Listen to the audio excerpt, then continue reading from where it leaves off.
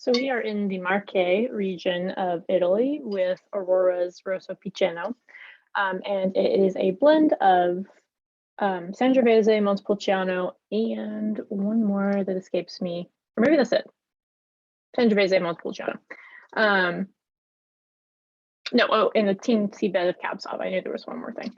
So the Marche is a region in Italy that doesn't get a lot of attention, and I think they produce some really great wines. I love their white wines. Honestly, it's pretty hard to find some of their pecorinos, but I think they're really tasty.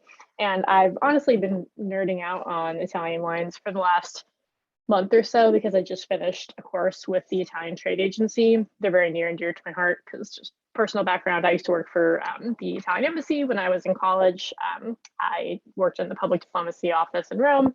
So I'm very familiar with the trade agency and Italy in general. So a little bit of bias, but I like to throw in wines that are not maybe like what you would like stealth natural wines, ones you would never actually know count as natural, and that are just perfect ones for when you want a Bolognese, when you want to have your pizza, when you want to have like your Italian food. Because a lot of times, well, pizza, you can have maybe some just regular glue wines, but heavier ones can be a little bit tricky. So that's why I picked it. That'll probably give you a little bit of insight into what it's going to be like. So it's 2020, so it's pretty young. You could honestly age it, not forever. It's not one that's meant to be maybe like 2 years maximum. I do think that it will be better over time. We'll talk about that why in a minute. But yeah, so it's fairly young, should be expected to be a bit fresh, but knowing that it has Montepulciano and Cab Sauv in it, those are also heavier grapes. So color, quite dark, but like nice and ruby, very, very bright. On the nose, really nice red fruits up at the top, fresh and like kind of juicy and a little bit jammy, like very fresh. Can something be juicy and jammy at the same time? I think it can. It's kind of like raspberry jam, I would say.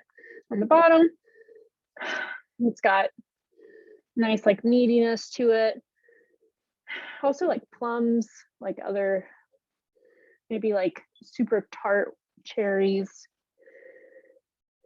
A little floral, like dark florals, like maybe violets, or I've seen a lot of lilies since Easter, so that's making me think about it as well.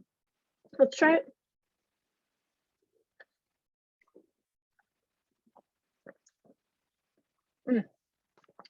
Yummy. So mine's honestly a little too cold, and I do think it could probably do well with not a long decant, but maybe just 20 minutes in a decanter. I do think it will open up more from that. I'm not able to do that because I core bond it, but I have had it before and I've been open for a while and had more going on.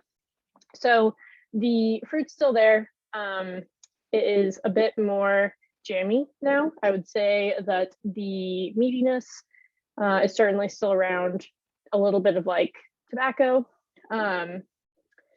some baking spice, a good amount. It's just like I'm saying, like it still feels a little closed to me, which is why I wish that I had it decanted. But knowing that, I would love to put it with like pasta bolognese. I would put this with prosciutto, like if you're gonna have a prosciutto plate, and with cheeses, it's gonna go with all kinds of stuff for that. Basically, just put it with your heavier Italian foods, risottos. If you want to do like grilled meats, I don't know, I wouldn't go as far as like a steak, but if you want to grill pork chops or maybe game, more like pork chops. What's it called? Pork tenderloin. I think that would all be great with this. So yummy, tasty food wine. Hope you enjoy.